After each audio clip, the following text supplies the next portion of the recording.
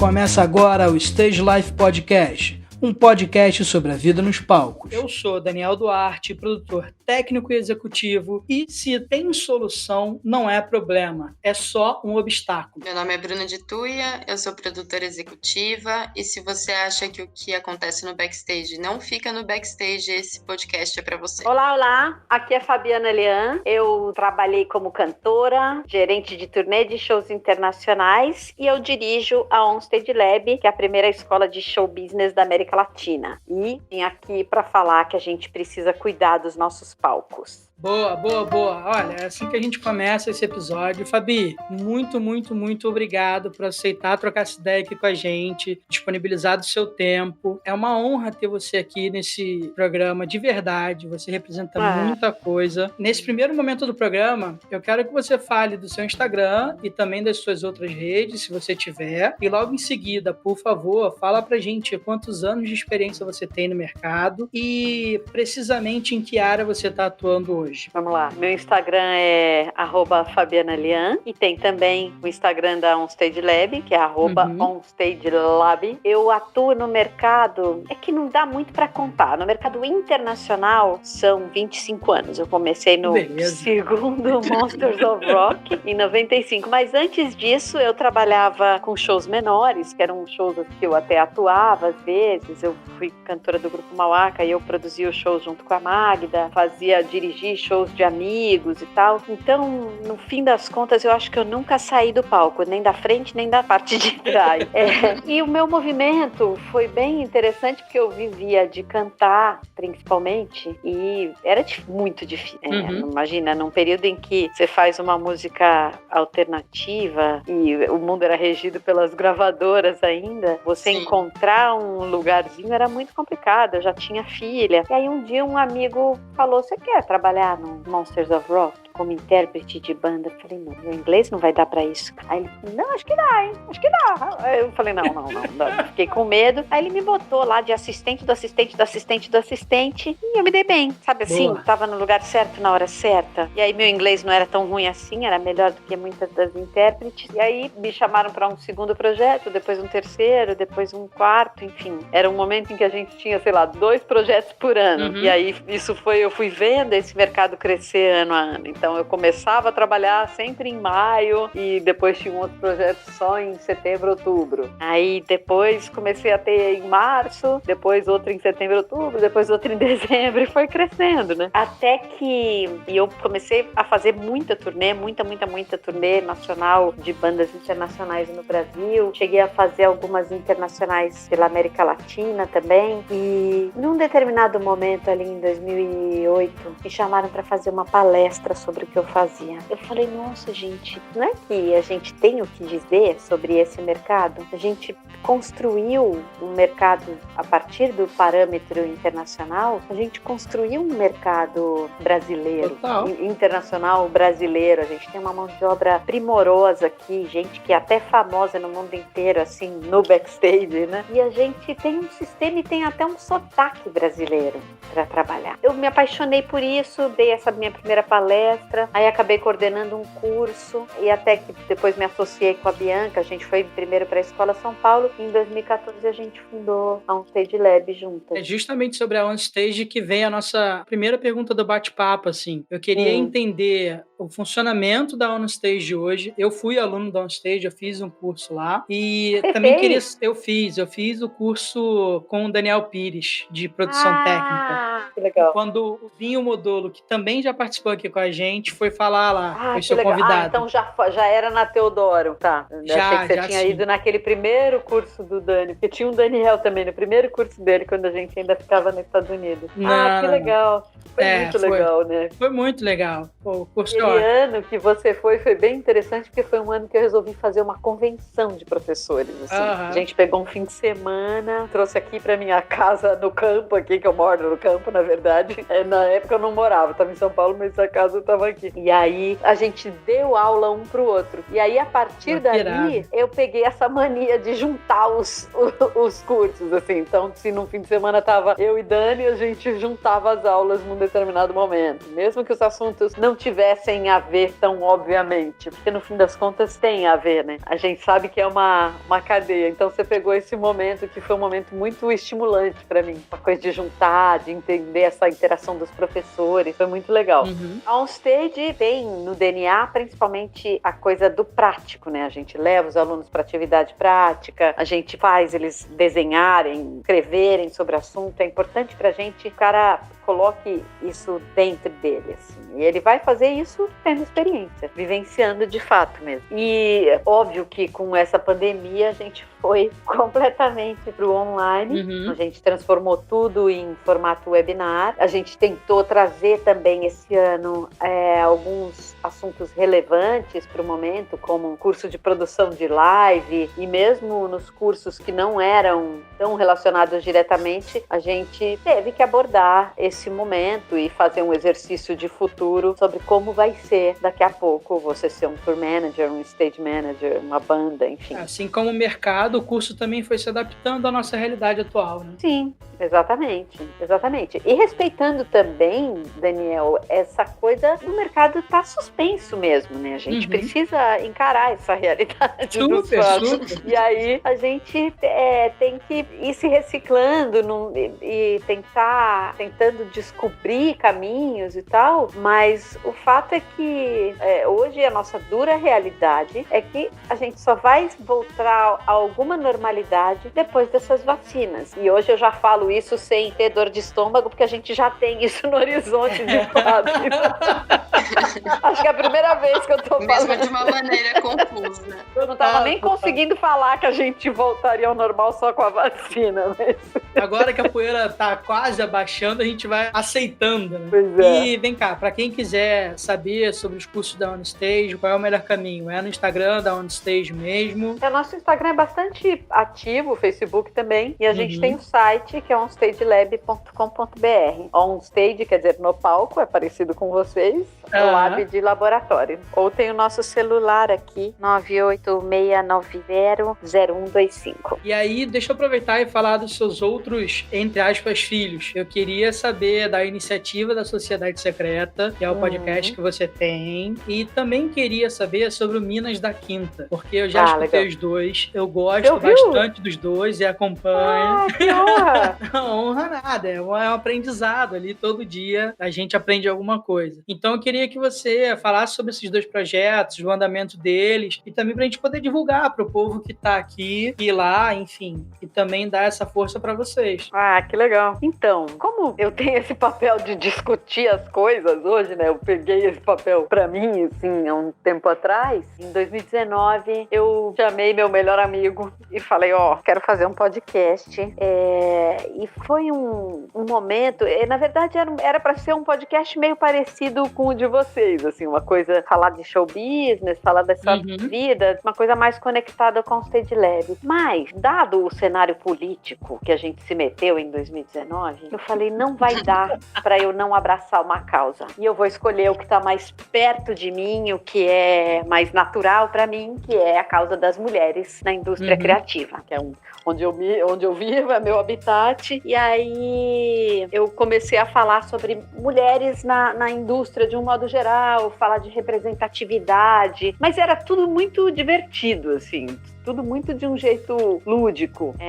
Nossa primeira convidada foi a Monique Dardenne, do WME, Women's Music Event. Aí a gente teve umas informações de fora, com a Rachel contando como é em Londres e tal. Então, pra mim foi muito importante ter feito isso no momento que a gente fez, e já a gente volta com uma temporada. E aí também, no final do ano passado, o Sérgio Martins estava meio querendo sair da Veja, querendo buscar novos caminhos e tal, e a gente começou a se aproximar, que ele queria começar a criar conteúdo junto, fazer coisas juntos e tal. E nós temos um amigo em comum, que é o Marcos Hermes, e os dois, coincidentemente, tinham recebido o convite de uma rádio para fazer podcast lá. A rádio estava querendo ampliar e fazer um podcast. A gente chegou a gravar alguns episódios lá nos estúdios dessa rádio. Piloto, alguma coisa assim? A gente gravou bem uns 3 ali. Só que entrou a pandemia e todo mundo se reconfigurou, a rádio acabou não rolando do jeito que a gente gente pretendia, mas, putz, a gente já estava fazendo conteúdo, já estava se divertindo a beça.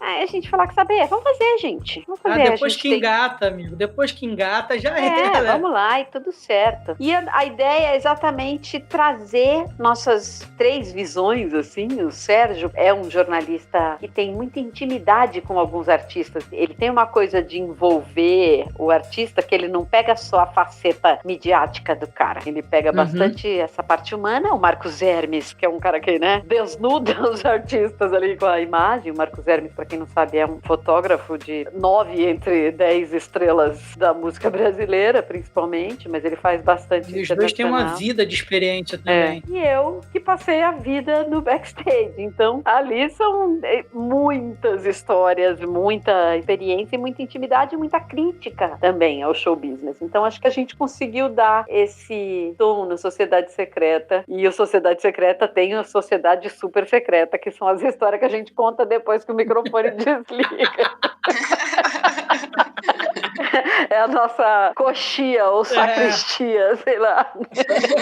Confessionário. Que aí é risada na certa. Ô, Fabi, qual que é a relação que você tem com a Womex, com a WME, com a Sim São Paulo, a Women Walk Together e a Women in Music? Com a Womex, aquele festival que tem, Sim, né? Sim, a feira, de isso. Música. Na Womex eu não tenho nenhuma relação. Eu gosto muito, já tive em 2, foi muito legal, muito legal. Você teve com a banda? Fui com o Mauaca. Na verdade, eu fui de booker do Mauaca. Fui eu e a Magda, a gente foi conversar lá. E na outra eu fui de enxerida, assim, igual eu vou no Porto Musical, às vezes eu vou no ILMC e tal. Fui pra ver mesmo. Eu gosto do ambiente de música, tudo. Assim, em São Paulo, eu fui do Conselho Consultivo durante 3 anos. Legal. Foi bem legal, 2016, 17, 18. A WME são minhas queridinhas, assim, acho que o que elas fazem é impressionante, é o evento mais legal do ano, assim, que elas fazem é muito importante. Eu abracei a causa no primeiro dia, assim, quando elas me contaram que iam fazer, eu já falei, pode contar comigo, vou fazer workshop, faço o que vocês quiserem. Todo ano eu dou workshops lá, participo de painéis, também sou embaixadora, indico as premiadas e participo todo ano do prêmio também. E o Women Walk Together, eu tenho uma amiga de Londres que ela é toda envolvida com questões sociais e inclusão com relação ao nosso mundo de shows e eventos. Ela tem, por exemplo, um projeto que ela tira adolescentes de áreas de risco para trazer para o nosso mundo, para trabalhar lá. As leis são um pouco mais flexíveis na África do Sul e na Inglaterra, onde ela principalmente trabalhou com isso, na Indonésia também. Então, nesses países entende-se que crianças de 15, 16 anos estão aptas e boas para trabalhar em show. Então, ela acaba criando esse ofício para esses jovens, assim, que vai na verdade, de 15 até 19. E a gente já tinha uma conversa antiga, desde que a gente fundou a OnStage, para fazer coisas juntas. E em 2018, a Fundação Mandela Mile, que é um projeto de caminhadas no aniversário do Nelson Mandela, convidou ela e um projeto que ela tinha para participar. E aí ela criou, na verdade, o Women Walk Together, que era para fazer uma caminhada simbólica do Mandela, que não foi exatamente uma caminhada, mas sim eventos online no mundo todo, aproveitando a data do Nelson Mandela. Hoje a gente tem, junto com a gente também, a família do Kofi Annan, que também abraçou o Mandela Mile e acabou virando um evento gigantesco online no último ano. A gente teve 3 edições. 2019 a edição só teve alguns painéis, mas em 2018 eu fiz um evento aqui como a âncora do Brasil. A gente fez um evento super bacana com 3 cantoras, mais convidadas e tal. A Marina Persson apresentou para mim e foi um evento online que foi muito, muito legal, porque a ideia é que seja igual Live Earth, lembra? Que era 24 horas de música ou performances artísticas e discussões. Então a gente teve Inglaterra, Índia, África do Sul, Guiné e Brasil. Que massa. Em 2018. Uma representatividade grande, né? E ano que vem a gente deve fazer, não no dia do Mandela Mile, que é em julho, mas a gente deve fazer mais perto do Dia Internacional da Mulher mesmo, em março. Então aguardem notícias. Boa. E se for o caso, volta aqui que a gente fala sobre isso também. Ah, legal. E também é para mulheres na indústria de eventos e shows e artes. O espaço está aberto. Sim, senhor. Você, Fabi, tem uma vida assim no backstage e também como tour manager. As suas experiências, pelo que eu vi, você já fez coisa com Rush, com a Lady Gaga, David Bowie, Iron, enfim, uma gama que daria para ficar o programa inteiro aqui lendo lista. E não é exagero nenhum, eu juro, não é. Com essa bagagem toda, Fabi, o que fica marcado na tua lembrança, assim, de experiência única de produção? Uma experiência ou algo que permeia, assim? Algo que permeia e que você fala assim, nossa, isso aqui é um nível de produção diferente, é um trabalho executado com maestria ou que tenha uma característica que você não tenha visto em nenhum outro lugar. U2, né? Eu acho que se tem alguém que tem um parâmetro, assim, que é muito acima de qualquer coisa de expectativa, eu acho que é o U2. Tanto de estrutura como de comportamento de produção? Eu acho que sim, eles são bem reloginhos, assim, é bem impressionante, assim. E além do que, a banda também é super gentil, tem um super esquema. Mas eu acho que cada artista tem uma característica, assim. Por exemplo, a gente teve aqui na Stage uma masterclass com o production manager do Roger Waters. E o Roger Waters também é um animal diferente, né? Porque o cara resolve, quero fazer um porco voar. Não sei o quê. Mas ele tem principalmente uma busca por uma excelência e uma personalidade sonora. Sonora eu falo de caixas de som e tal. Eu me lembro a primeira vez que eu trabalhei com o Roger Waters, o som, na época, foi quase o mesmo valor que o cachê. Beleza. Talvez fosse até mais interessante eles trazerem, né? É que é caro, né? É sempre muito caro, essa parte de logística é sempre muito cara. Mas o U2 tem uma coisa muito especial mesmo. Mas o show business, no fim das contas, ele foi evoluindo muito. Depois que a grana deixou de vir das gravadoras, assim, e eu tive a oportunidade de participar dessa transição, eu acho que isso é um presente, assim, eu poder ter visto esse momento, né? O que aconteceu antes do iTunes e depois do iTunes com a indústria. A lógica se inverteu completamente. Os artistas vinham para o Brasil, e não vinham tanto porque a gente nunca foi nenhuma maravilha de compra de disco. Sim. Eles vinham para o Brasil para divulgar o disco. E às vezes as turnês eram apoiadas pela gravadora e tal. E, de repente, depois de 2003, por aí, essa lógica se inverteu completamente. E os artistas gravam um disco para poder divulgar o show, para chamar as pessoas para irem no show, que é onde está a maior receita e a maior diversão também, né? A venda de experiência é que se tornou o centro das atenções, né? Exato. Mudou completamente. Não adianta, isso é uma indústria. Quando a gente vai falar em show internacional, a gente está falando principalmente de grana, né? Hoje a gente tem grandes agências que movimentam muitas cifras de dinheiro, assim, né? A gente tem bandas gigantes que ganham cachês de 1 milhão para tocar uma vez, que pagam pelo menos 300 mil em salários a cada show. Então, pensa no que isso movimenta. Se isso não é indústria, eu já não sei mais o que é. Exatamente.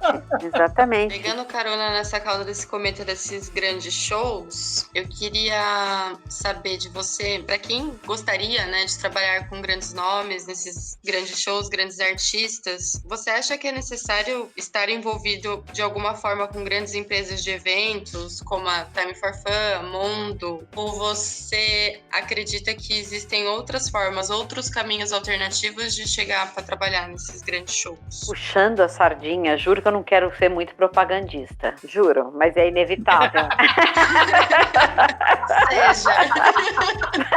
Mas fazer curso não sei de lab costuma ser um bom atalho. Por quê? Além de você saber um beabá, você vai entrar num show ou numa produção sabendo pelo menos aquelas palavras que só nós três aqui conhecemos, sabe? Aquelas palavras tipo load in, load out, venue, não sei o que, essas coisas, gig, né? Essas palavras. Além de conhecer as palavras, você vai entender o funcionamento. E eu sou uma das bandeiras que eu tenho, eu sou contra o apertador de parafuso. Tudo bem, eu não sei mexer numa mesa de som, mas eu sei que se eu fizer como tour manager bobagem com o transporte do técnico de som, eu posso ferrar com o show, entendeu? Essa visão da cadeia a gente precisa ter. E também, eu acho que o segredo, talvez, para você estar na indústria, um dos principais, é você se conectar. E a OnStage traz esses profissionais para você se conectar. E você acaba indo para as atividades práticas, enfim, quando a gente voltar, espero que logo, e isso acaba sendo um bom atalho. E sim, essas empresas grandes, principalmente a T4F e a Live Nation, eles costumam fazer programas de trainee. Então é bom ficar atento para quem quer começar. Mas eu não acho nada desprezível você, por exemplo, ir tentar trabalhar com uma banda de pequeno porte que seja,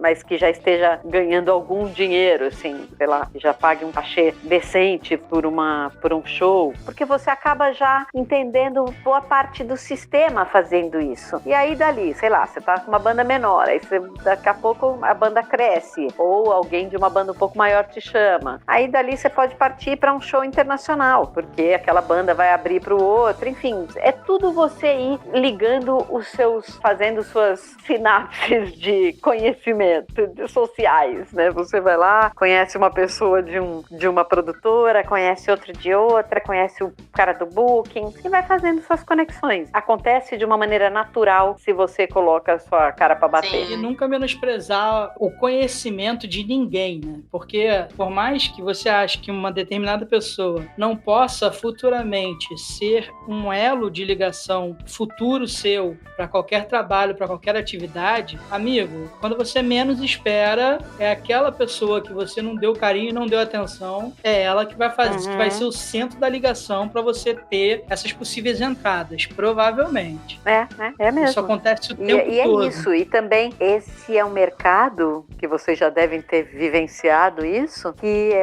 as notícias se espalham, né, num certo sentido, assim. Então, se você tratou mal uma determinada banda, ela provavelmente vai contar para uma outra banda. Isso vai repercutir, com certeza. Então é bem importante. Eu acho que isso também, felizmente, foi uma coisa que eu vi sendo transformada na indústria, sabia? Porque eu acho que as pessoas eram muito mais mal educadas nos anos 90, por exemplo. Mesmo no 2000. Era um ambiente bem tóxico. E isso foi melhorando. Até porque, sei lá, acho que depois do ano 2000, todo mundo começou a entender que qualidade de vida poderia ser alguma coisa que interessasse para alguém na vida. Então, e você construir qualidade de vida no ambiente de trabalho pode ser legal, principalmente porque você está trabalhando com uma coisa que dá alegria para as pessoas, né? Então, acho que muda todo o ambiente se você consegue trabalhar pacificamente. Eu queria que você falasse um pouquinho, com mais detalhes, de como foi esse seu início, assim, quando você era apenas uma pequena Fabianinha Leãozinha. Eu acho que vale até falar do pré-carreira. Bom, você sabe que eu tenho uma filha que é cantora, que tem uma carreira aqui, cantora e compositora. Ela já tem um nome, assim, Luísa. E um dia ela, numa entrevista, ela falou uma coisa da minha mãe, que eu achei engraçado, assim, que ela falou, não, além da minha mãe ser cantora, tudo na mão da minha avó virava música. Tipo, minha mãe acontecia alguma coisa, a minha mãe ia pro piano e inventava uma música pra contar uma história pra Luísa. Então, sabe, composição, assim, espontânea mesmo. Então, acho que eu tive essa influência da minha mãe um pouco, embora ela não seja musicista, sempre teve piano, estudei piano bem cedo, e balé e tal. Depois eu estudei em escola super tradicional, fui pra faculdade de jornalismo, mas a música sempre muito presente, ainda que eu não estivesse em banda nem nada. E aí fui pra um grupo de teatro, aquela coisa da faculdade ali e tal. Trabalhei com uns 2, 3 diretores e eles falavam, tudo bem, você até é razoável como atriz, você é boa. Pode, falavam mas você assim é cantora. mesmo? cantora. Não, tipo, você pode ser atriz, mas você é cantora. Tipo, é isso que você faz bem mesmo. E eu demorei um pouco para ter coragem de assumir isso, mas acabei assumindo. Mas, como eu contei ali que eu cheguei em 95, a vida não era fácil financeiramente para quem já tinha uma filha. E aí, o que aconteceu foi que me chamaram para esse primeiro trabalho no Monsters of Rock. Aí emendei mais um outro. Aliás, o meu segundo trabalho, só fazendo um parêntese aqui, foi um tratamento de choque, porque eu trabalhei com Deus, trabalhei com David Bowie. Que beleza. Tipo, fui pro aeroporto, vou ver Deus daqui a 5 minutos. Então, tipo, se eu não... Que não desmaie. Se eu não paguei de fã ali, se eu conseguir ser mais ou menos digna, aí podia bater qualquer um na minha porta que tá tudo certo. Nossa. E aí foi isso. Aí era uma grana que fazia diferença. Eu tava um pouco cansada dessa luta aí do dia a dia de cantora. E o trabalho que eu fazia não interessava muito pra ninguém, assim. Porque eu tinha de um lado uma laca, de outro lado cantava música brasileira antiga. Então era música étnica, que era uma coisa que ninguém sabia direito o que era. Fazia músicas mundiais, assim, né? É um projeto bem bacana. E aí quando eu vi, eu tinha parado de cantar e tava trabalhando só com isso. E tinha ficado conhecida no mercado, enfim, tava ali na pista. Também aí casei de novo, tive mais 2 filhos também, aí a vida mudou bastante. E recentemente tu fez o Música de Superfície também. Isso. Esse retorno, como é que foi? Então, depois de trabalhar bastante com show, veio a Onstage Lab. Eu acho que os últimos anos, para quem trabalha com cultura, foram muito valiosos para o bem e para o mal. Como assim? A gente chegar nesse momento, quando a cultura é atacada institucionalmente, quando você não tem noção de qual é o seu futuro e tal, não tô falando nem de agora, tô falando de 2018 para cá. Sim. Eu acho que de alguma maneira, todo mundo que trabalha com música, com arte, teve um senso de urgência nesse período. Entendi. Tanto que você vê que 2019 e mesmo 2020 tem sido anos assim com uma produção muito diversa, né, de música. E o que aconteceu foi em 2018 o Vladimir me chamou. Esse meu trabalho com o Vladimir a gente fez naquele período, entre 95 e 98. Ah, não sabia. Era um trabalho que a gente fez no piano de armário e tal. Aí depois o Vladimir foi pra França,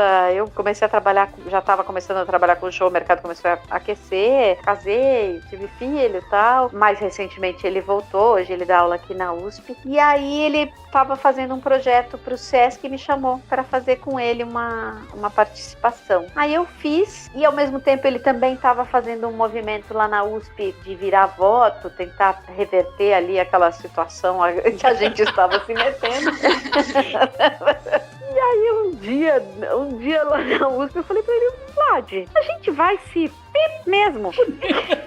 A gente não faz música? Para com esse negócio de ficar sofrendo só, vamos fazer música. Ele, vamos. E aí a gente retomou Músicas de Superfície. Inicialmente eu nem estava pensando em lançar o disco, mas aí foi tanta pilha do Bruno, que foi o nosso amigo que masterizou, e mesmo de alguns amigos, que a gente acabou, não, vamos lançar. E aí eu fiz uma apresentação no Jazz B, que lotou, depois a gente fez. Aí ela já, no mesmo dia que a gente já anunciou uma segunda data lá, aí o Blue Note convidou a gente para lançar o disco lá, aí o Centro Cultural convidou a gente. Disso.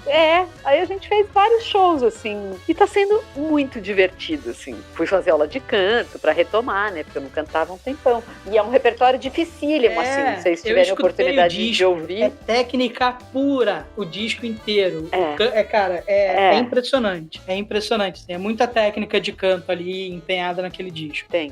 Não é mole. É maneiro. Não é mole maneiro. até porque ele é meio transgressor, né? Tem uma coisa de não precisa ser lírico e não precisa ser popular. Eu posso estar no meio do caminho. É isso aí. E o Vladimir também, É bem legal. Então tá sendo muito prazeroso. A gente acabou de ganhar um edital aí, vamos gravar esse show no Jazz B, porque eu acho que também aí vem a outra parte da visão, né? Que é a visão da cadeia. A gente tem que cuidar dos nossos palcos, então tô indo pro Jazz B porque eu sei que eles não estão numa situação tão, assim como ninguém tá, né, numa situação boa, e vamos lá, vamos pagar um aluguelzinho no Jazz B, vamos chamar atenção pro Jazz B com o nosso vídeo. Que lindo. A gente estava falando há pouco tempo agora nessa pergunta ali dos anos por volta de 93, 95, que foi quando você gravou, e aí eu queria ir para 97 para saber melhor como é que foi a tua conversa com o Richard Cole e se ele te deu algum conselho além do livro autografado. Richard Cole, querido. Eu tive com ele em Londres o ano retrasado. Quando eu tive lá com ele. Ele é muito figura, gente. Ele é muito figura. Quando eu trabalhei com ele, ele tava com o Black Uhuru. Foda. E ele era, tipo, um senhor com o Black Uhuru. Ele, Baby Rasta! Que tinha os Baby Rasta, que eram os mais novinhos, e tinha os velhos. Os Rasta Master. E ele, putz, conselho, ele, não sei se ele me deu algum, mas é que pra mim era tão engraçado isso, e foi aí que foi até com ele que eu comecei a desenvolver esse meu, eu mudei um pouco de lado de fã-clube, de ser fã. Eu comecei a ser fã mais de quem tava no backstage do que de quem tava no palco, assim. Comecei a falar, nossa, olha esse cara, gente. Ele tava com Led Zeppelin. Ele fazia tudo sozinho. Ele é um monstro. Ele é um monstro, mas é uma figura mal-humorada. É uma entidade, eu diria. Ele é incrível. E teve uma história, eu sou cascudinha, né? Muitos anos de rock and roll, é difícil alguma coisa me emocionar.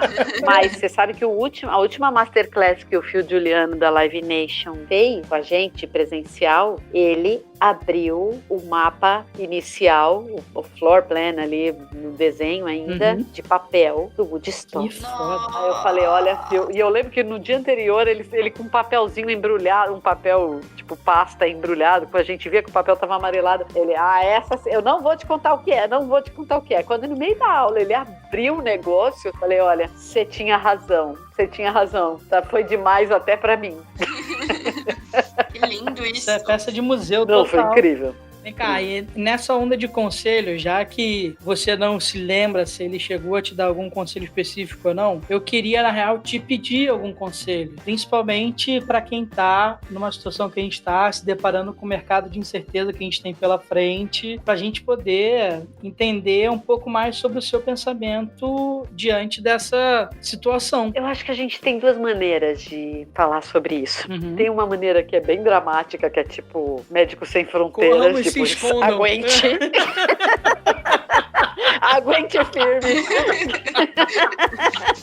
Ou tem uma maneira mais divertida ou mais leve de dizer que, gente, a gente já fugiu com o circo. Então, se você tá em casa nesse momento, vai ficar um pouco, vai inventar alguma outra coisa para sobreviver, ou até trabalhar nessas lives, né, que todo mundo hoje virou produtor audiovisual nesse momento. Mas é importante a gente ter essas mãos de obra atualizadas. Então, tudo bem, você tá de bode, não quer trabalhar em live, ou não rolou para você, continua lendo sobre o assunto. Tô pesquisando. Vai atrás do, sei lá, NME, tem Polestar, tem IQ Magazine, tem um monte de coisa, tem um monte de live aqui no Brasil, tem podcasts super bacanas. Então, acho que vale a pena você aproveitar esse momento para se reciclar, mas também sem puxar muito a corda. Uma vez eu fiz um workshop com um cara e foi muito valioso o que ele falou. Porque ele falou, tudo bem, boa parte das soluções vem, uma pequena parte, na verdade, das soluções vem de você estudar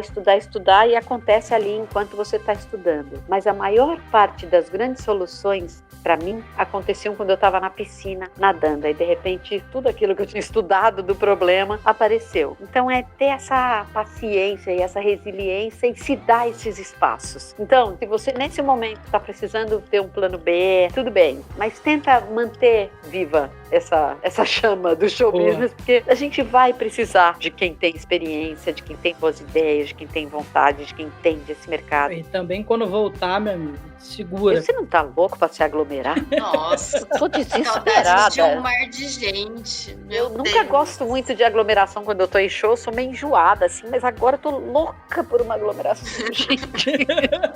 Sim. Olha, Olha, a gente está chegando no momento que é quase o final do programa. Eu vou entrar no nosso setor de curiosidades. E aí, Fabi, são duas perguntas que são mais do teu lado pessoal do que propriamente de trabalho, mas as coisas acabam se misturando, né? Não tem jeito. Não. Eu, quando eu tava fazendo a minha pesquisa para poder guiar o nosso papo aqui, trocar essa ideia, eu vi uma foto no teu Instagram que me emocionou muito, assim. E aí eu queria que você falasse sobre ela. Era uma foto em preto e branco que você tava, acho que numa cama de hospital, amamentando um bebê e com umas 3 meninas em volta. Eu não sei se são todas suas filhas ou não, mas quando eu vi aquilo, assim, me chamou muito a atenção. É uma foto. Eu não costumo ficar emocionado com coisas assim, mas aquela foto, sabe, tem uma força ali que é absurda. Aquela foto, ela é muito significativa. Pra mim, ela conta muito sobre mim, eu acho, sobre o que me move no fim das contas. Aquilo era assim, foi quando minha última filha nasceu. Uhum. E ela era, na verdade, o meu filho, tinha 2 anos e pouco. Ali. Entendi. Minha filha mais velha, que é a Luísa, e a minha sobrinha, que é um pouco minha filha, porque a mãe dela faleceu 3 anos depois daquilo. Não, mentira, morreu em 2010, 6 anos depois daquilo. Então ela virou minha 4ª filha mesmo, assim. Então, aquela foto é tem muito potência, boa. A foto tem muita potência, é impressionante. Tô te falando, eu fiquei realmente impressionado. Ai, que legal, que bom. Você sabe que a minha outra empresa, minha produtora, o nome fantasia era a Vaca. O Miguel, esse que tava ali perto ali, ele era pequenininho, tinha 1 ano e meio, e eu já comecei a trabalhar naquele período, que era um momento muito quente do mercado ali, ano 2000, 2001, e aí eu lembro que ele com 1 mês e meio, assim, eu no camarim do Credit Card Hall, amamentando, e os gringos entravam e ficavam sem graça de eu estar amamentando, deixa pra lá, não é essa loucura que é hoje, que a mulherada dá loucura, não, isso aqui tá certo, que a mulherada anda no metrô e tem direito de amamentar. É uma coisa que as pessoas ficavam constrangidas. Não, pode entrar, pode falar. E não sei, trabalhando e amamentando, normal. Aí eu falei, gente, eu não sou uma vaca mesmo. Muito boa a carinha da Luísa nessa foto. Muito boa. Não é? É muito legal. Não, e esse quarto da maternidade tinha acabado de reformar, assim, então a cama era novíssima. Mas o Miguel, imagina, moleque de 2 anos e meio, ele ficou fascinado com o botãozinho do Diabo da Marca ali, né? E aí ele ia pra baixo, pra cima, ia pra baixo, pra cima. Eu saí do hospital, que vergonha, a cama já tava fazendo aquele barulho de... Então, é uma loucura isso, porque eu não consigo imaginar um espaço mas eu sei que é super possível, porque tem muitas produtoras que têm filhos, assim, mas eu não consigo vislumbrar um espaço na minha vida, assim, pra eu ter um filho nesse momento, assim. Porque é tão loucura, tão correria, assim, a nossa vida, que realmente as produtoras mães, elas são super mulheres mesmo, né? Essa coisa de levar pro camarim, é uma loucura, acho que se você tem suporte, se alguém na casa tem uma vida um pouco mais normal, que era o caso do meu marido na época, assim, acho que dá tudo certo. Tinha babá, tinha esquema, tinha jeito tem que ter um plano, de fazer acontecer. Sim, total. A gente sempre dá um jeito. Mas não é exatamente fácil. Eu tive uma crise de maternidade, assim, muito séria, porque essa dos peitos da foto, a Nina, ela era pequena, tinha, sei lá, uns 6 anos, e era um período que eu tava viajando muito, assim, era tipo, vai, passa 10 dias com Elton John no Panamá, volta, fica 10 dias em casa, vai pra não sei onde, com Red Hot Chili Peppers, volta, aí tem turnê do Iron Maiden, enfim, tava num batidão de uma turnê atrás da outra, e um dia eu, aqui em casa, fui servir pra ela o café da manhã, e aí eu nem me lembro que era o produto, mas eu lembro da frase, ela falou, nossa mãe, você nem sabe, eu não gosto mais disso. Aquilo bateu. Nossa, foi tipo fundo do poço pra mim, assim. Puxado. Isso fez um pouco, ajudou na minha decisão e no movimento de ficar um pouco mais em casa, assim, porque chega uma hora que você começa a se perguntar, o que vale a pena na vida, de verdade? Sim, verdade. Nem tudo é fácil. E tem uma outra coisa, né? Do mesmo jeito que as pessoas perguntam, que até uma piada interna aqui, minha e da Luísa, que as pessoas perguntam, como é ser mulher na música? Tinha uma pergunta que me faziam, que era sempre muito cruel, até sem perceber, óbvio. Mas quando às vezes eu tava em turnê, a banda que tava lá, ou os outros profissionais falavam, nossa, mas como? Você tem 3 filhos? Nossa, mas como que é se trabalhar com isso e ter 3 filhos? E essa pergunta nunca é feita pros homens. Total. Sim. Né? Total. Não é como que é. Não era bem como que é a pergunta. Era, nossa, mas com quem ficam seus filhos? Exatamente. Com o pai deles, tá super bem cuidado. É muito doido. Ninguém fazia essa pergunta. Tinham caras ali que tinham 5 filhos, 3 filhos, filho bebê. Muito doido. Teve um dos episódios do Sociedade Secreta que você comentou que faz terapia já há muito tempo, né? Qual que é a importância da terapia na sua vida e também para quem trabalha com nós, né, sobre pressão? Olha, é fundamental, gente. No momento, eu não tô fazendo terapia, mas eu sou maior carne de divã. Porque você tá lidando o tempo inteiro com ego. Sim. Pra quem tá numa posição como a que eu mais estive de tour manager, eu lembro que uma vez eu falei, gente, eu vou começar a ter ataque de pânico se eu andar sem escolta agora. Porque foi num desses períodos que eu pegava uma turnê atrás da outra e era só artista grande, então eu só andava de escolta. Chega uma hora que você pode se confundir, achar que você é aquilo, que sua vida, que é normal, que você vai ter escolta na Marginal quando você estiver se ferrando em São Paulo. Então é muito importante te colocar num parâmetro de realidade. Além, claro, de lidar com esses bichos, com essa solidão, com tudo isso que acontece mesmo.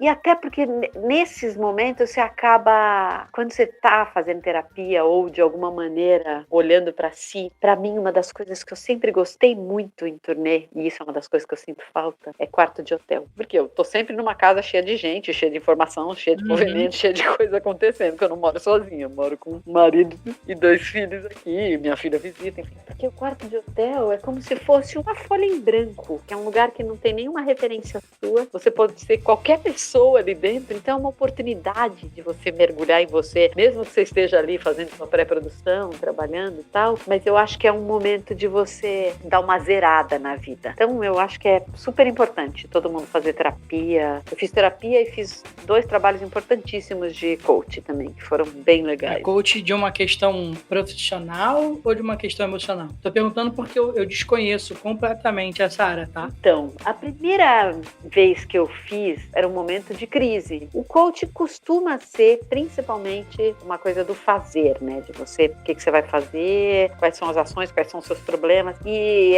ela começou a descascar um pouco coisas que eram triggers de estresse pra mim. Mas era uma coisa, você não vai fundo ali na sua lama, igual na terapia, mas você pega o que é esse trigger aqui? Por que isso faz, sei lá, você se sentir diminuída ou você não querer fazer? Então ela começou a descascar esses gatilhos. Foi muito legal, foi muito legal. Pô, aí a segunda vez que eu fiz, aí já foi um trabalho, eu fiz 3 vezes, na verdade, porque teve uma que eu fiz junto com a Bianca, uma coisa para um stage, e fiz um trabalho pessoal nessa minha transição entre sair das turnês, tanto para ir montar um stage, fazer um stage virar. Porque tudo vem da crise, né, Total. gente? Tudo que você faz de importante na vida vem da crise. Total. Mar calmo nunca fez bom marinheiro, né? Pois Isso. é isso. Nossa, gostei disso.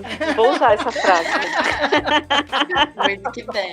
Não é minha, não. Eu ouvi por aí também. Fica à vontade. Pois é, tudo bem.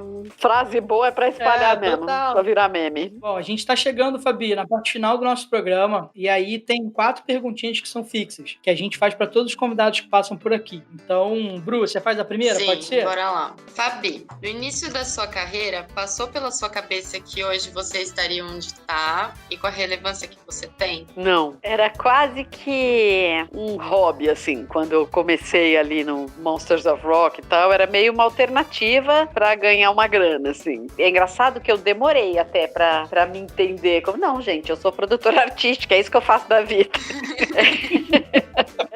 Eu demorei bem uns 4, 5 anos, assim, pra assumir. Você já pensou em desistir, Fabi? Putz, já, mas eu acho que não dá. Eu não consigo me ver sem trabalhar com música, eu acho. Ou estando perto disso de alguma maneira. Tanto que eu saí, não tô mais tanto em turnês internacionais e tal, mas continuo vivendo o mesmo habitat. Acho que esse é o meu habitat mesmo. Mas sim, já pensei em desistir em alguns momentos. Esse ano mesmo. Deixa eu aproveitar e roubar. O que foi que te fez ficar? Talvez meu marido ri da minha cara quando eu falo aqui esse ano eu falei várias vezes. Ai, cansei dessa vida. Vamos vender orgânico. Talvez seja a cara que ele faz pra mim, de tipo dar uma risada. Assim, aham, tá bom. Acho que foi a falta de crédito. Boa. E como que você pensa a sua aposentadoria? Escrevendo, eu acho. Que talvez esse seja meu próximo passo. Acho que me comunicando e escrevendo. Criando mais podcasts. Não acho que eu vou ser uma velhinha que vai conseguir parar de trabalhar. Tem um DNA na minha família que não para nunca. Meu pai tem 85 e atende no consultório lindo e feliz. Verdade. Que beleza. E se você não fosse do meio de produção, nem do mercado musical, o que você acha que você estaria fazendo hoje? Talvez eu estivesse em comunicação. Eu não seria química, não seria engenheira. Eu acho que eu talvez estivesse, sei lá, em publicidade ou em jornalismo mesmo. Mas não consigo pensar em outras áreas, eu acho. Talvez meio ambiente. Engraçado, né? Todo mundo não, mas boa parte dos convidados que passaram por aqui, eles acabam tendo alguma relação ou com essa parte de natureza, de falar de fazenda ou coisas do tipo, de sítio e tal, pra velhice, ou como você comentou em uma das perguntas anteriores sobre fazer a venda de orgânicos e tudo mais. Essa relação do povo da produção com a parte de fauna e flora é muito doida. Quase todo mundo tem. É mesmo? É impressionante. Que isso tem me chamado interessante bastante isso. atenção. Você acha que tem a ver com a pandemia, que as pessoas estão sentindo mais falta da natureza, assim, nesse momento? Acredito que sim também, é verdade. É uma possibilidade, né? E também porque se você pensar no ambiente de produção, é diametralmente oposto a uma vida na frente de um lago na Mata Atlântica, né? Totalmente. Eu acho que é uma coisa de tentar achar um equilíbrio na vida louca. É isso.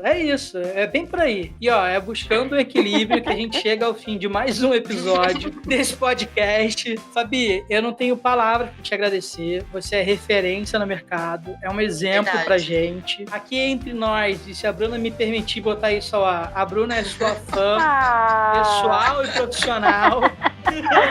Que orgulho! Eu teria ficado um pouco nervosa. Imagina. Quando eu falei que você ia participar, ela falou, não, esse programa eu faço, esse programa eu quero estar. Que legal. Pense, poderia ser pior, poderia ser o David Bowie. Nossa. Amor, minha mão começa a suar só de pensar, entendeu? Por você.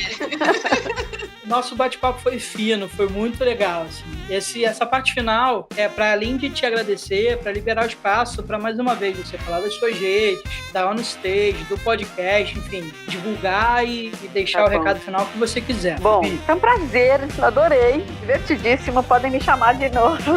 Adorei. Vamos sim. Eu agora eu tô virando rata de podcast, além de ser rata de ouvir os podcasts, eu tô participando também. Pode me chamar, eu acho que é uma mídia muito bacana essa. Bom, gente, a On Stage agora tá com uma agenda que vai ser lançada em breve, até fevereiro. Acho que todo mundo pode fazer mais um pouquinho só de quarentena, por favor, por todos. Já, em breve, todo mundo vai estar tendo aquela sensação, aquele arrepio na espinha que a gente tem quando a gente ouve o primeiro acorde e o primeiro levante da plateia. Já a gente se vê lá. Boa. Obrigado, Fabi. Foi fenomenal, cara. Adorei, gente. Muito obrigado. Divertido. Obrigada, Fabi. Prazer conhecê-la. Prazer, beijinhos. Beijão. E para você que acompanhou o podcast hoje, entra lá no nosso Instagram, o @StageLifeBR, que é por lá que a gente posta as novidades, e é por lá que vocês podem entrar em contato, mandar suas perguntas, dúvidas e contribuir indicando profissionais para estarem aqui com a gente. Stage Life Podcast, um podcast sobre a vida nos palcos.